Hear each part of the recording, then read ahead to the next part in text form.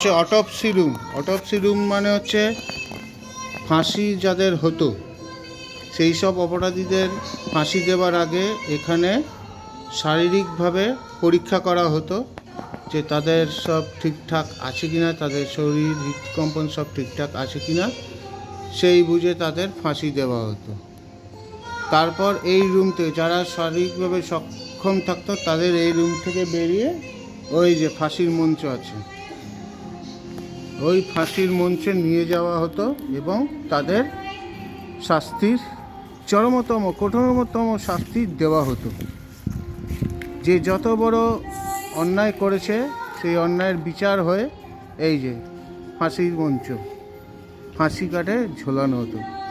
তবে এই ফাঁসি কাঠে অনেক বিপ্লবীরা নিজেদের প্রাণ বলিদান দিয়েছে ভারত মা তথা দেশ মাকে ব্রিটিশদের হাত থেকে রক্ষা করার জন্য।